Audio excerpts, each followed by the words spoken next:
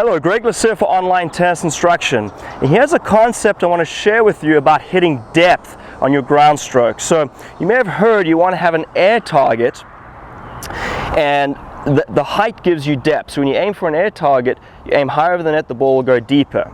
Now what I'm finding is a lot of players, they may aim high over the net, but they still lack the depth they're looking for. So when it comes down to hitting a ground stroke, there are two things you need to play with. So there's vertical lift, where you lift from your shoulder. There's also extension, right? So the more I lift, the more height I'm going to get over the net and the more spin. But also, if I lift up too much, the ball may not go as deep as I'd like to. Now, if I extend, the ball will go flatter and will go low over the net, but also it will result in more of a penetrating shot. So you want to find that happy medium between lifting and extending. So you got to find that range. So very often, players will have an air target above the net. But if you find that you're hitting the ball short, then most likely what's happening is you're probably lifting too much and not extending enough. So a concept that really helps players, if I move back here, is to, in your mind, imagine that the net is actually on this far service line. And your air target is over here, so now you have to project out more. And just by having that perception, find players tend to then not only lift, but they add a little more extension to their shot, and they're able to hit more deeper balls that are more penetrating.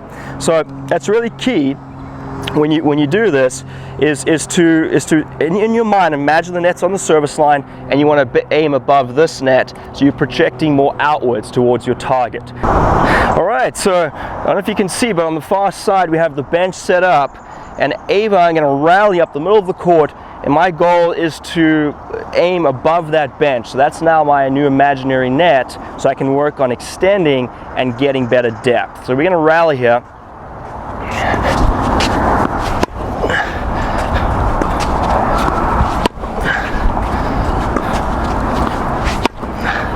Okay, that's a bit short, so it tells me I didn't swing up enough. Also didn't extend.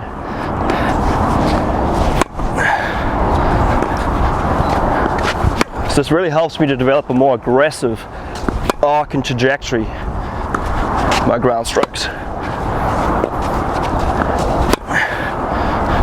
Okay, and I always find it's much better to have one player working on this. So when you have both players, trying to rally over this obstacle, often the ball ends up going very high and you end up pushing each other back. So I always like to have one player work on it, then you switch ends. Let's take a look at one more rally. What you can do is try and go for, say, 10 in a row over the obstacle. So I'm noticing my backhand, I'm missing a little bit long. So I need to make sure I'm adding enough spin. So not only do I get that depth, but also it's going to help the ball come down. So give that drill a try and let us know how it goes.